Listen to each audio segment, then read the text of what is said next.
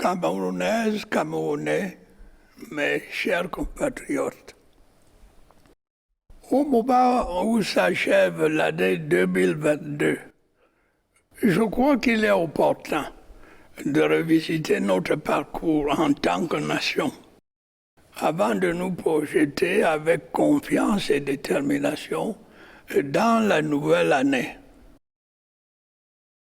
Comme vous avez pu le constater, notre pays, comme tant d'autres, a continué de faire face en 2022 à des chocs exogènes. Alors que l'économie mondiale commençait à peine à se relever des distorsions engendrées par la pandémie du Covid-19, est survenu en Europe de l'Est un conflit armé entre la Russie et l'Ukraine. La guerre entre ces deux grands pays a entraîné de profondes perturbations dans les circuits d'approvisionnement du marché mondial en produits de grande consommation tels que les céréales, le pétrole brut et le gaz. Les dysfonctionnements du commerce international qui en ont découlé ont également provoqué des pénuries de certains biens manufacturés et autres denrées de première nécessité, combinées à une hausse générale des prix. Les conséquences désastreuses de cette guerre sur les économies des pays, en particulier ceux en voie de développement, et les souffrances qu'elle inflige à des populations civiles innocentes m'amènent à réaffirmer l'importance de la paix et du dialogue dans la résolution des conflits. Mes chers compatriotes, en dépit de ce contexte difficile, notre économie a su s'adapter à la conjoncture internationale en faisant preuve une fois encore de résilience. Son taux de croissance a enregistré une légère progression, se situant autour de 3,8% contre 3,6% en 2021. L'inflation est restée raisonnable, bien en dessous de la moyenne mondiale. L'accès aux intrants a été garanti, permettant ainsi de poursuivre les activités de production et de réduire le risque d'insécurité alimentaire. Tout cela a été possible grâce aux mesures vigoureuses mises en œuvre par le gouvernement. Ainsi, outre l'accroissement des facilités fiscales et douanières consenties dans le cadre du plan de relance post-Covid-19, d'importantes subventions ont été accordées aux entreprises des secteurs sensibles pour soutenir la viabilité et la compétitivité de notre économie. La lutte contre les comportements spéculatifs abusifs et les exportations frauduleuses des denrées de première nécessité a été intensifiée. Le renforcement de la production locale, la réduction de notre dépendance aux importations et la promotion du Made in Cameroun ont également connu des avancées encourageantes. Le gouvernement continuera à accorder une attention particulière à la mise en œuvre coordonnée de la politique d'import-substitution et à l'exploitation optimale des opportunités qu'offre la zone de libre-échange continentale africaine. De même, notre politique d'inclusion sociale va se poursuivre à travers une meilleure distribution des fruits de la croissance. À cet effet, les programmes des filets sociaux qui visent les couches sociales défavorisées seront étendus à un plus grand nombre de bénéficiaires dans l'ensemble des 10 régions. Dans la perspective de diversifier les sources de revenus de l'État, j'ai autorisé le démarrage de 3 projets d'envergure qui visent à développer notre potentiel minier, à structurer notre économie et à créer des emplois. Je voudrais m'y attarder un peu. S'il est vrai que notre pays dispose d'un sous-sol riche en ressources minières, le secteur minier hors pétrole ne contribue qu'à hauteur de 1% du produit intérieur brut.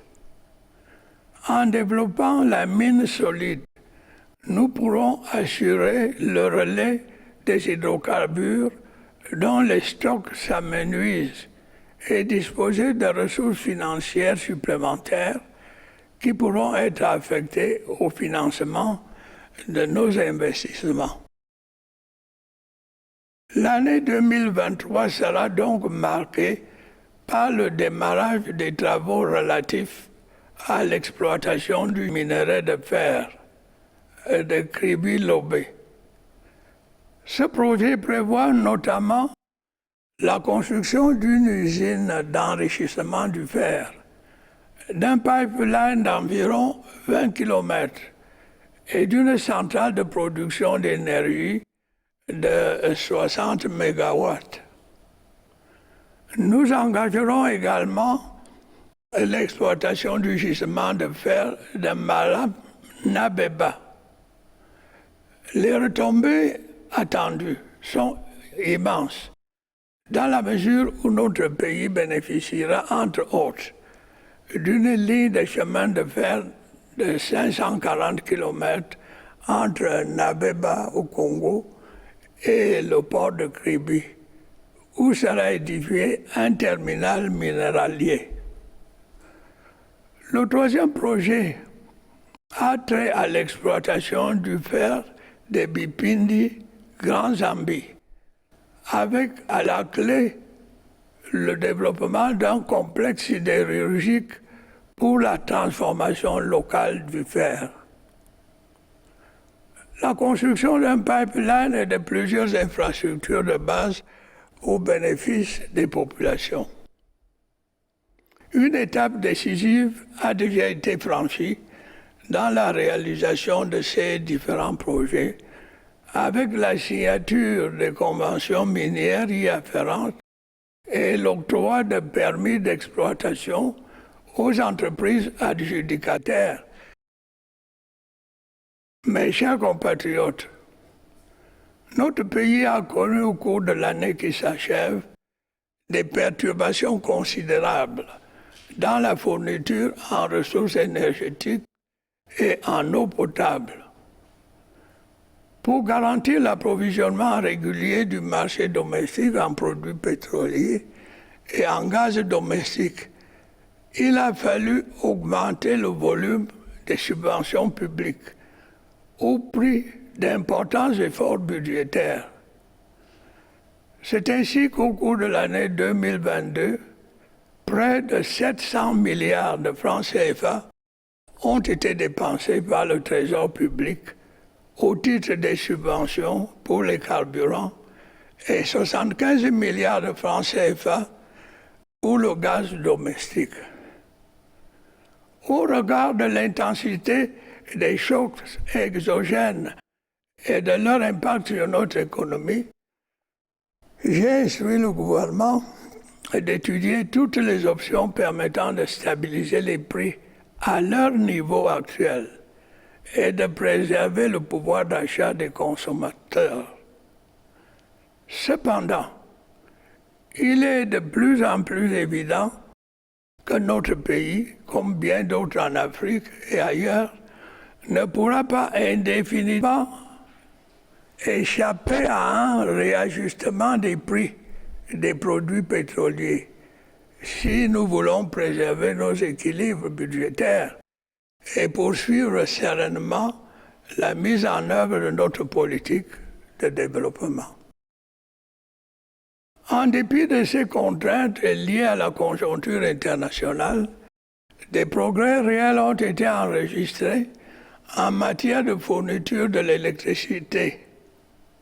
C'est le cas du raccordement de la région de l'Est au réseau interconnecté Sud et de la mise en service de la ligne d'évacuation d'énergie de Nyabizan à Yaoundé, permettant désormais d'injecter la totalité de la production du barrage de Mebele dans le réseau électrique. La situation dans ce secteur essentiel connaîtra une amélioration considérable en 2023, avec la mise en service de la première phase du barrage hydroélectrique de Nachtigal et le démarrage des travaux de raccordement du réseau interconnecté Sud au réseau interconnecté Nord. Nos efforts visant à renforcer la qualité et la quantité de l'offre énergétique vont s'intensifier à la faveur de la construction de nouvelles infrastructures énergétiques et le développement de l'énergie solaire, en particulier dans la partie septentrionale de notre pays. L'accès de nos populations à l'eau potable demeure l'une de mes principales préoccupations. L'achèvement du projet d'alimentation en eau potable de la ville de Yaoundé et de ses environs à partir du fleuve Sanaga viendra résoudre de façon durable le déficit d'approvisionnement en eau dans cette cité.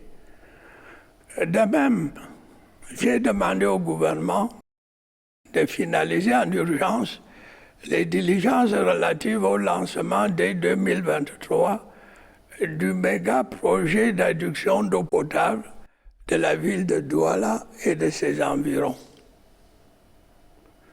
Au-delà de nos grandes métropoles, des ouvrages de production ont été réalisés dans certaines villes secondaires, notamment Bamenda, Pertua, Gaoundéré et Ebolva.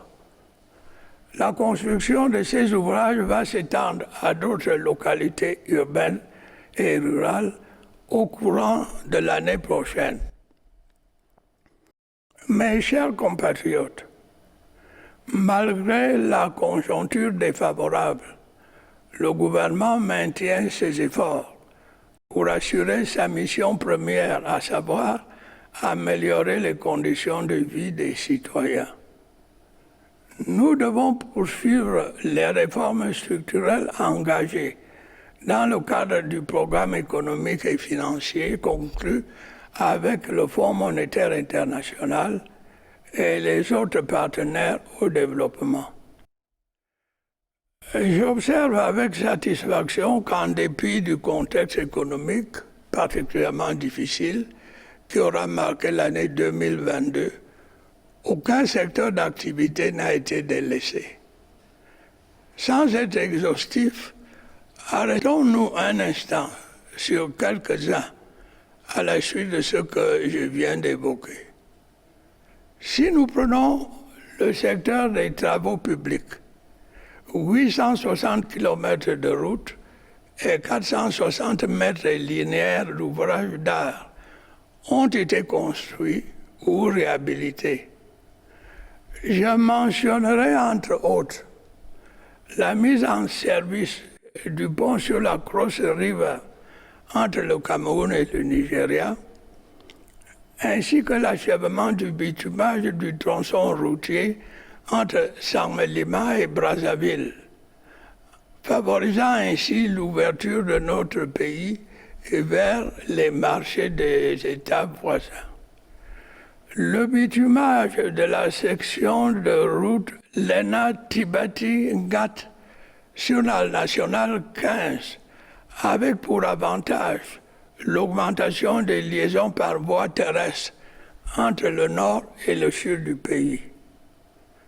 La construction de l'autoroute Kribi-Lolabé et de la route Grand Zambie-Kribi, qui donne une impulsion à la compétitivité du port autonome de Kribi. La construction de la route Bertoua-Batouri, dont les travaux vont se prolonger jusqu'à Yokadouma et au-delà. La réalisation de plusieurs infrastructures routières a également permis de désenclaver les bassins de production agricole. Cet effort va se poursuivre en 2023 avec l'aménagement d'environ 700 km de routes, dont le bitumage de l'axe Ebolva à Combe Kribi. J'ai instruit le gouvernement de tout mettre en œuvre pour la reprise des travaux de construction des tronçons routiers Mora Dabanga, Kuseri, Babajou Bamenda, Ekumba et Kondotiti. Une attention particulière sera accordée à la réhabilitation des voiries urbaines et à l'amélioration du trafic entre nos principales métropoles. Le lancement des travaux de construction de la section urbaine de l'autoroute Yaoundé-Simalène et l'accélération des travaux de l'autoroute Douala-Yaoundé figureront au rang des priorités du gouvernement. Il en est de même de la réhabilitation et de la modernisation des aéroports de Tiko, Bertoua et Kribi, qui permettront de desservir toutes les régions de notre pays par voie aérienne. Camerounaises, Camerounais, l'année 2022 a aussi été marquée par des inondations qui ont une fois de plus affecté les populations de la région de l'extrême nord, en particulier celles des départements du Logon-Echari et du Mayo-Danaï. Ce phénomène récurrent, favorisé par le dérèglement climatique, appelle des actions vigoureuses pour éviter des désastres qui en découlent. Au-delà de l'assistance humanitaire apportée aux victimes, j'ai prescrit au gouvernement de mettre en œuvre un plan de reconstruction de la région de l'extrême nord. Ce plan intègre notamment la construction de plusieurs ouvrages de retenue d'eau et d'infrastructures socio-économiques. S'agissant de l'offre de soins, il est incontestable qu'elle s'est nettement améliorée au cours de l'année 2022. Le centre hospitalier régional et l'hôpital général de Garoua ont été inaugurés et mis en service. Grâce au relèvement de l'infrastructure et du plateau technique de plusieurs formations sanitaires, notre pays est désormais capable d'offrir des soins de qualité dans des domaines particulièrement pointus, tels que la chirurgie cardiaque ou la transplantation rénale, pour ne citer que cela. J'ai demandé au gouvernement de poursuivre les efforts engagés dans ce secteur en mettant en œuvre un vaste plan de renforcement du plateau technique et des capacités du personnel des hôpitaux sur l'ensemble du pays. Mes chers compatriotes, j'aimerais à présent m'appesantir sur le volet sécuritaire. Dans l'ensemble, la situation est maîtrisée et sous contrôle sur toute l'étendue du territoire national. Malgré la recrudescence de la criminalité urbaine et la persistance des attaques sporadiques de certains groupes terroristes dans certaines régions. Grâce aux liens armée-nation, la collaboration entre nos forces de défense et les populations a contribué à réduire de manière significative les menaces terroristes dans les régions de l'extrême nord, du nord-ouest et du sud-ouest. Le calme retrouvé a permis d'enregistrer des progrès appréciables dans la mise en œuvre du plan de reconstruction et de développement de ces régions. Je tiens une fois de plus à saluer la bravoure de nos forces de défense et de sécurité qui ne ménagent aucun effort pour assurer la protection des personnes et des biens, en particulier dans les zones en proie au terrorisme. Je remercie également nos partenaires pour leurs appuis multiformes, et tout particulièrement les États-Unis d'Amérique pour leurs actions décisives visant à traduire devant la justice ceux qui, depuis l'étranger, contribuent au financement des activités terroristes au Cameroun. J'invite les autres pays amis à leur emboîter le pas en vue de l'accélération de la reprise des activités de développement dans ces régions.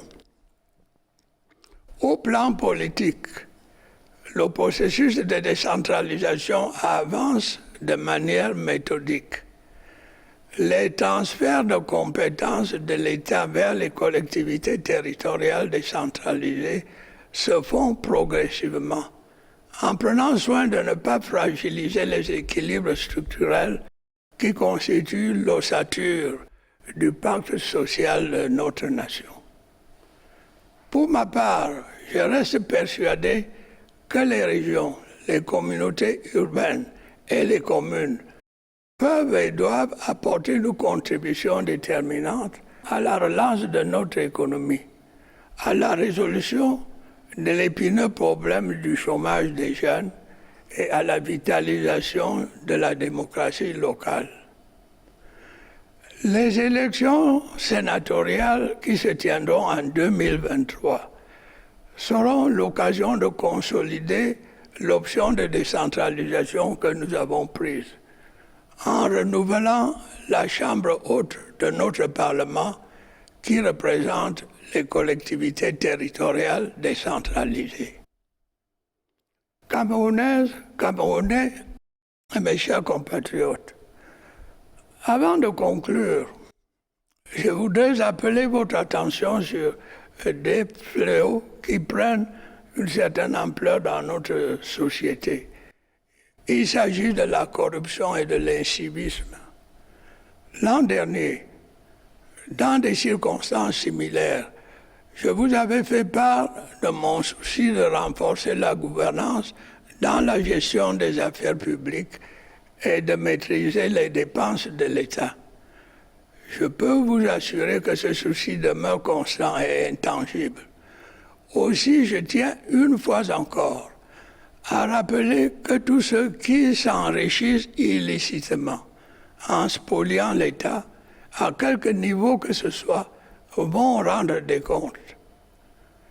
J'exhorte tous les Camerounais, quel que soit leur rang social, à s'engager résolument dans ce combat que je mène depuis des années.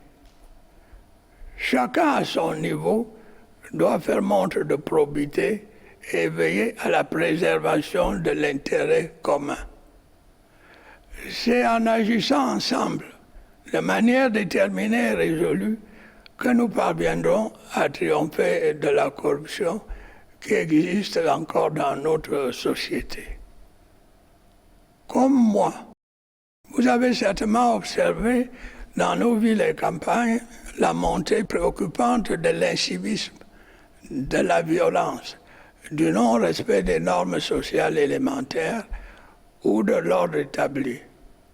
Dans un état de droit, de tels comportements ne peuvent être tolérés. Ceux qui trouvent un malin plaisir à perturber l'ordre social, qu'ils soient jeunes ou adultes, devront rendre compte de leurs actes devant les juridictions compétentes. J'en appelle donc à la responsabilité de tous, en particulier les parents et les éducateurs, pour redonner toute leur place aux valeurs morales de base et au respect de l'ordre public. je voudrais une fois encore interpeller ceux qui font un usage criminel et pernicieux des réseaux sociaux.